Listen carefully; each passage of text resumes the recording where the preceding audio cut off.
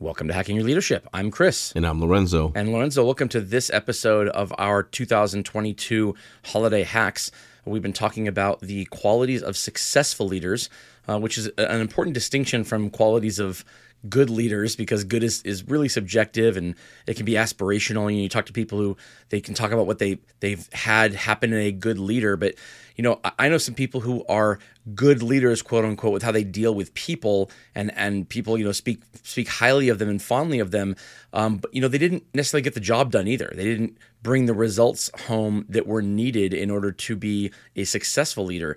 And so I wanted to make sure that they were clear on this. These are successful leader qualities from people who don't just have the leadership component down, but they also have the staying power that only comes with actually having the results, to have the credibility needed to say, look, I can do this, and I'm not having to choose between financial results and the people skills needed to lead a team.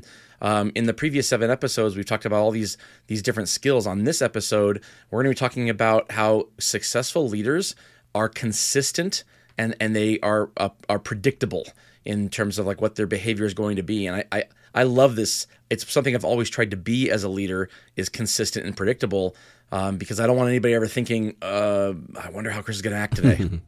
Yeah, no, it's a great point. And I know it's something that we've discussed multiple times. I think it's so important. We talk a lot about building trust with teams, and we've talked about being kind of, your own unique self. And I think it's for people to have a feeling of, not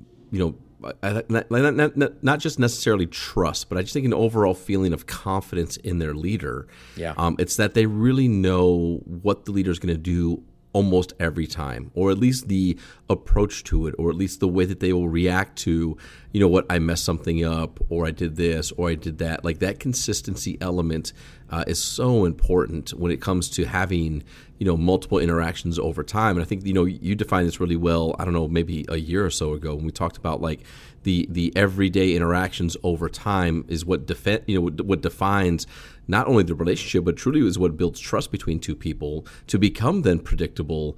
And I think that's a big part of also just acceptance of the person. When you are predictable, I think that speaks to who you really are in the eyes of other people, and that allows them to understand and know your intent most of the time.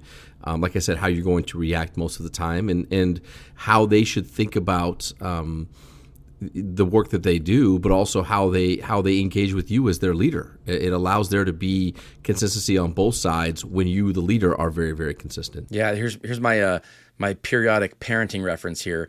My kids my older two are 9 and 11, and they're old enough to know which parent to ask depending on the question that they have or what they're trying to get. And because they know there are certain things that I'm more likely to say yes to, and there are certain things my wife's more likely to say yes to. And that's the exact same thing. It means that they understand that we are predictable and consistent on certain things, and they know how to hedge their bets and to get what they want. Now, on the one hand, if you're in a parenting relationship, you need to make sure that you and your spouse talk about that to make sure that you're on the same page when it comes to certain things, if it's something that's important to you. But in a very real world leadership kind of relevance here, this is what your people do too. Your people know if you're on a team of leaders, or there are multiple leaders in a building, your team knows which leader to ask based on what they're looking for too. Every single one of them does. And the fact that there is differences is fine, because you have to have the likelihood of one person being everybody's favorite leader. If there's 40 or 60 or 80 or 100 people in a building or a location or a team, is pretty slim. So having multiple leaders that can kind of appeal to different kinds of people is a very good thing to have. But it also means that your people will figure out what is consistent and what is not, and who's going to act a certain way. And you all know this. You know that if there's one leader in the building, everybody listening, if you have a question and you say, maybe we should ask Lorenzo And then the person says, you know what he's going to say. He's going to say this. It's like, that's exactly what we're talking about. You know what Lorenzo's going to say because he says the same thing. This is how he has reacted in dozens of previous circumstances that were similar. And so you know how he's going to act. So if that doesn't align with the answer you were hoping for, then it might make you go, why would he answer that way? Well, but on the positive side, it means that you are absolutely predictable, and that is more important than always giving the answer that person's looking for, because it means that your decisions are not rooted in who you're talking to or what mood you're in the moment. They're rooted in values. They're rooted in what is important to you, what's important to the business, and people know they're going to be treated consistently across the board because of it. That's a very positive thing. And so, what I want to ask you, Lorenzo, is: have you ever had a situation where an employee kind of held back and didn't come to you with something because they knew that what they were going to get was not the answer they were looking for, and they actually waited until someone else came around to ask the question, and you found out later and you thought, okay, well, that is what it is. They asked a different person. I want to ask you that, but first I want to give it towards one of our sponsors.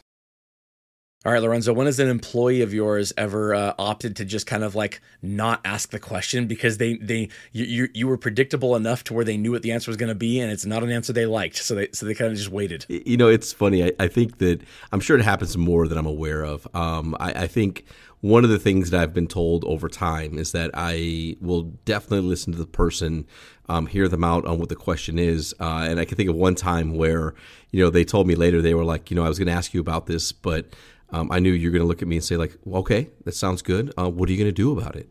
You know what I mean? Like what do you think we should do here? And they laughed because they knew what I would say. They also knew the answer. They also knew that it was going to be some work and some things that they had to work on, because it was, you know, it was a relationship element. It was amongst two different leaders. And they knew what I was going to say. They knew what they had to do. And so, you know, they were like, I didn't want to do it in that moment. I knew that I had to. I knew what you would say. I knew it was the right thing to do. I just didn't have that energy with me that day to go through it. So I waited, and then I went, and instead of asking you, I went ahead and just talked to the person and pulled them aside and had the conversation. And I wanted to let you know that, because for them it was kind of a growth moment. But that's what they shared with me, is that they really, they were on their way to come talk to me, and then paused and then really thought about it. And again, I appreciated that. I think over time, that understanding of matching urgency, but also clarifying urgency, is something that's helped me to become a lot more consistent in a lot of interactions. It's like, you may come to me and say, hey, I need to talk to you about something. And I'm like, of course, right? And first and foremost, yes, of course, absolutely. And the second question is like, is this a right now thing? Or is this something that, you want to get some time to sit down and talk about?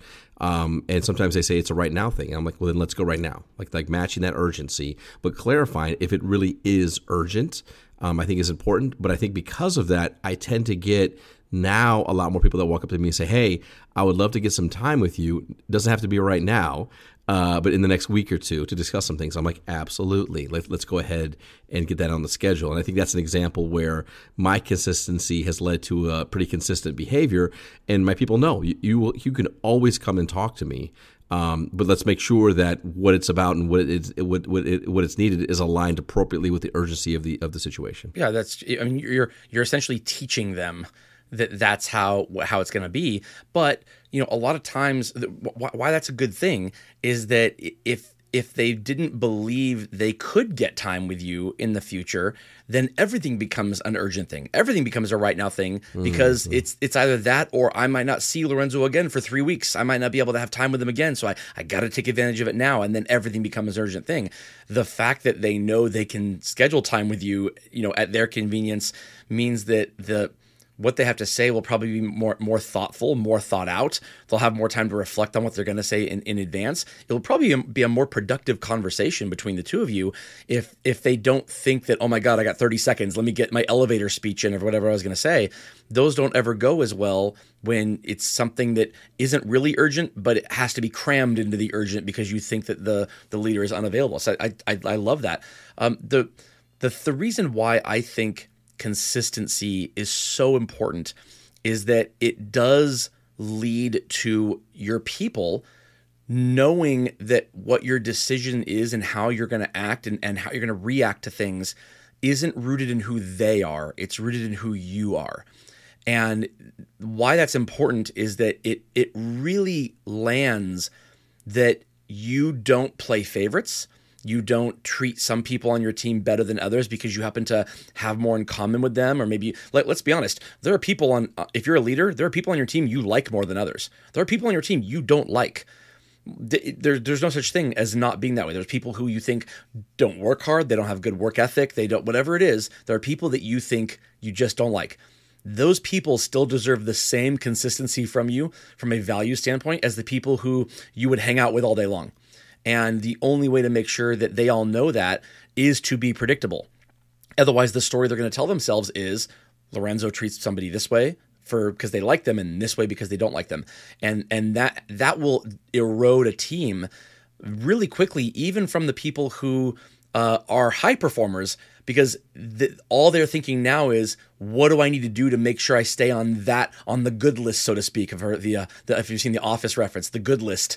What do I do to stay on that list? Not just how do I be me and how do I work hard because I know that that my leader's going to be consistent no matter what. Yeah, I like that. I completely agree with that. I think it's a good call out in the importance of the consistency element. And I like that you highlighted, understanding that you're going to have different relationships with people across the board, and there will be those that you're much more comfortable with, those that you relate a lot more to, those that maybe there's a little bit of conflict, in the relationship. But as a leader, that consistency is so important when you're building culture. Yeah, and then lastly, I want to say, predictably volatile is not a good thing. Like you could be, if you can say I'm consistent and I'm predictable, that every time somebody comes to me with something, I'm going to blow up. That's not good either. So, this is again, consistency is good, but you still have to, treat people kindly, and you still have to be a good leader, and you still have to, show composure when presented with something that is, not the best of news. Yeah, don't be a consistent jerk. Yeah, exactly. Yes. Yeah. Yep. And with that, it brings us to the end of this episode. This is Hacking Your Leadership. I'm Lorenzo. And I'm Chris. And we'll talk to you all next time.